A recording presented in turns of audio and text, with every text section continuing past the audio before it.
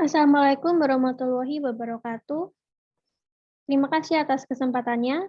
Kami dari kelompok 6 akan mempresentasikan hasil diskusi kami yang berjudul Sistem Informasi Perilaku Cyberloving dan Cyberbullying. Sebelum kami memaparkan hasil diskusi kami, alangkah baiknya kami memperkenalkan diri. Di sini ada 5 anggota kami, yaitu yang pertama saya sendiri, Elisa Irama Intemromata dengan NIM 2020-310046, lalu ada Muhammad Raihan dengan NIM 2020-310165, lalu ada Maulina Nurul dengan NIM 2020-310284, lalu ada Farah Delia dengan NIM 2020-310315, lalu ada Anggi Dewi dengan NIM 2020-310400.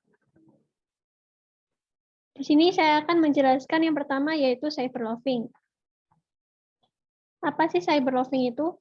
Cyberloving adalah perilaku menyimpang karyawan yang menggunakan akses internet perusahaan maupun pribadi untuk tujuan yang tidak berhubungan dengan pekerjaan selama jam kerja, seperti hiburan, belanja online, internet messaging, memposting ke newsgroups, dan mengunduh file yang tidak berhubungan dengan pekerjaan sehingga dapat menurunkan kinerja karyawan untuk menyelesaikan tugas-tugas utama pekerjaan.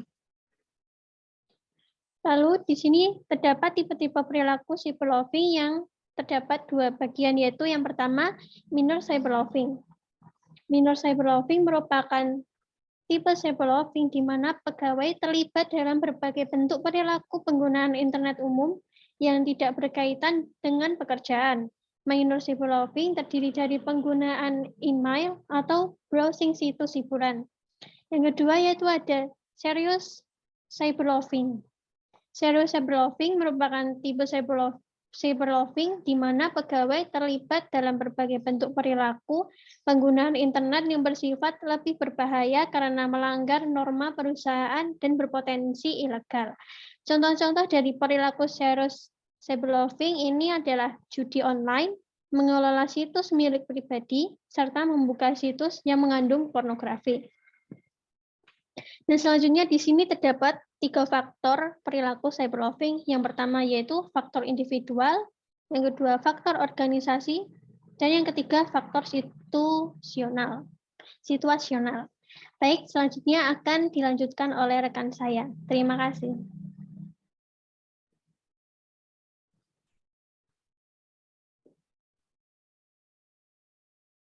Terima kasih atas kesempatannya.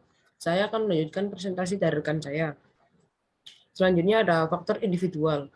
Faktor individual berpengaruh terhadap muncul atau tidaknya perilaku cyberloving melalui faktor-faktor berikut. Yang pertama ada persepsi dan sikap. Terdapat hubungan yang positif antara sikap mendukung terhadap cyberloving dengan perilaku. Individu yang merasa bahwa penggunaan internet akan memiliki dampak terhadap performa kinerja terlihat dalam perilaku cyberloving. Yang kedua, ada sifat pribadi. Perilaku individu akan menunjukkan berbagai motif psikologis yang dimiliki oleh individu tersebut. Bentuk penggunaan internet yang dimaksud adalah kecenderungan individu mengalami kecanduan atau penyalahgunaan internet. Selanjutnya ada kebiasaan dan adiksi internet. Kebiasaan mengacu pada serangkaian situasi dan perilaku yang otomatis sehingga terjadi tanpa disadari atau tanpa pertimbangan untuk merespon isyarat-isyarat khusus di lingkungan. Next.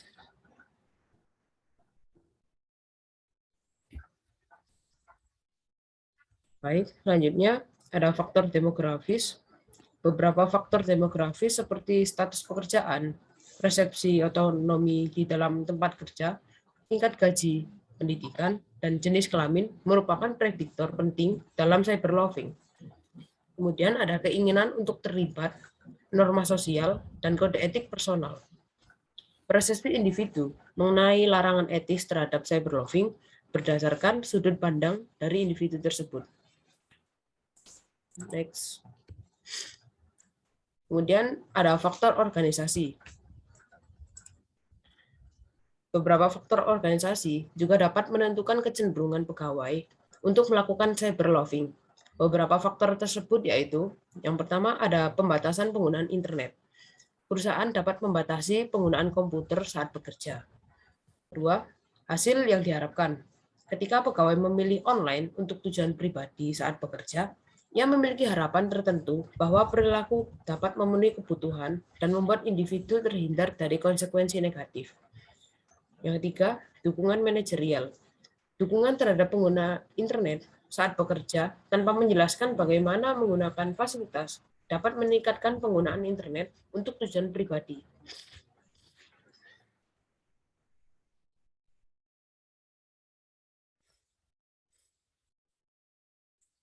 Pandangan rekan kerja tentang norma cyberloving.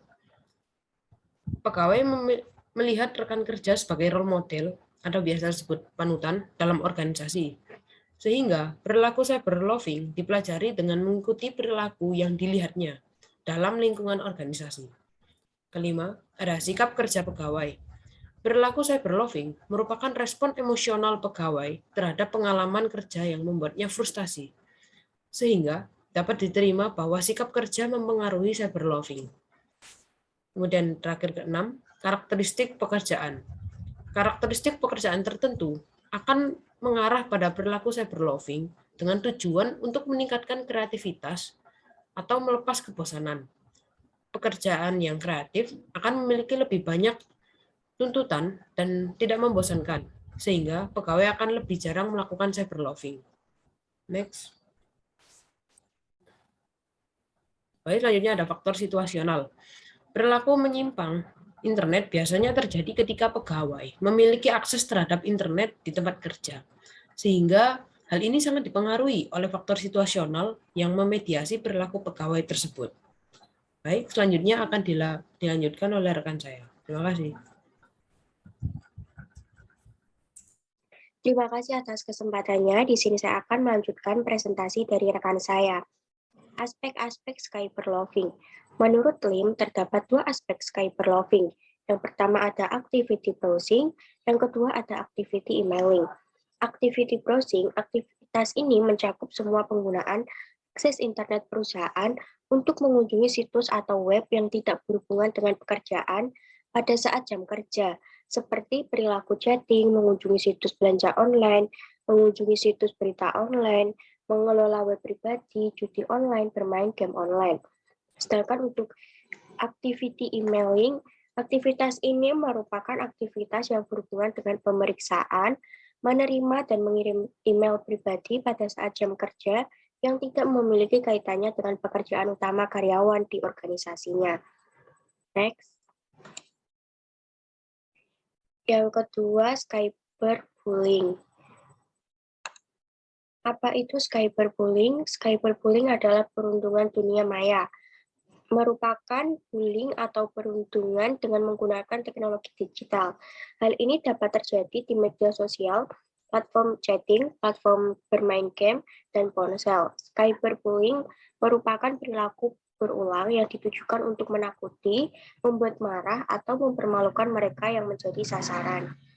Jadi cyberbullying itu bullying terhadap seseorang yang dilakukan secara online. Baik, selanjutnya akan dilanjutkan oleh rekan saya. Terima kasih atas kesempatannya. Saya Farha Delia dengan di belakang 315 akan melanjutkan presentasi, yaitu ciri-ciri cyberbullying. Menurut hukum positif, cyberbullying termasuk dalam kategori cybercrime. Adapun ciri-ciri khusus dari kejahatan ini antara lain yaitu tidak ada kekerasan fisik, jadi dia non-violence. Lalu antara pelaku dan korban itu sangat sedikit melibatkan kontak fisik. Lalu memanfaatkan teknologi dan peralatan tertentu, dan juga memanfaatkan jaringan telekomunikasi, media, dan juga informatika secara global.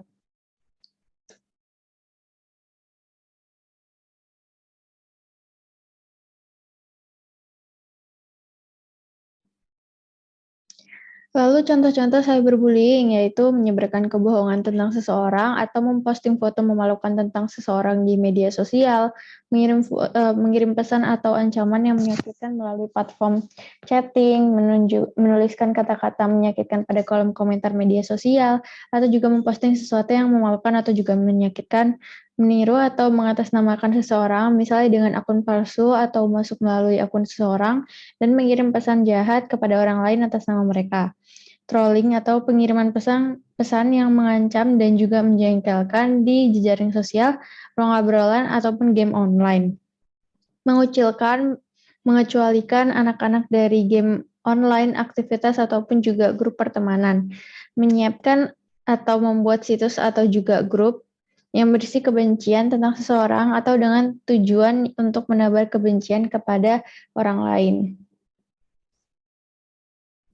Menghasut anak-anak atau remaja lainnya untuk mempermalukan seseorang, memberikan suara untuk atau menentang seseorang dalam jajak pendapat yang melecehkan, membuat akun palsu, membajak atau mencuri identitas online untuk mempermalukan seseorang atau menyebabkan masalah dalam menggunakan nama mereka, memaksa agar anak-anak mengirimkan gambar sensual atau terlibat dalam percakapan seksual, bullying secara langsung atau tatap muka dan cyberbullying seringkali dapat menjadi secara bersamaan. Namun cyberbullying meninggalkan digital, sebuah rekaman ataupun catatan yang dapat berguna dan memberikan bukti ketika membantu penghentian perilaku salah ini. Jadi seperti yang kita tahu sebenarnya cyberbullying ini udah kita tahu ya, soalnya kayak di media sosial Instagram ataupun TikTok itu sebenarnya kalau misalnya ada sesuatu yang benar-benar viral, pastinya nggak luput sama kata-kata kebencian oleh orang lain. Jadi kita harus menghindari tindakan tersebut. Selanjutnya akan dilanjutkan oleh rekan saya. Terima kasih. Baik, terima kasih atas kesempatannya. Nama saya Anggi Demasita Putri dengan NIM 2020 Ya, selanjutnya dampak cyberbullying. Yaitu yang pertama, menarik diri dari lingkungan sosial. Yang kedua, perasaan dikucilkan lingkungan. Dan yang ketiga, kesehatan fisik dan mental terganggu. Dan terakhir, depresi dan ingin bunuh diri. Nah, cara mengatasi cyberbullying itu yaitu yang pertama, mencari bantuan dari orang yang dipercaya. Lalu yang kedua, blokir akun sosial media pelaku. Yang ketiga, melapor kepada pihak berwajib. Yang keempat, mengaktifkan mode filter komentar. Dan yang kelima, setting sosial media menjadi private akun. Lalu selanjutnya, cara mencegah cyberbullying, yaitu yang pertama, tidak posting terlalu sering atau banyak. Lalu yang kedua, hindari konten postingan yang aneh. Yang ketiga, pintar-pintar memilih teman di sosial media. Dan yang terakhir, tidak sembarang bercerita di sosial media. Baik, sekian dari presentasi dari kelas 6. Wassalamualaikum warahmatullahi wabarakatuh.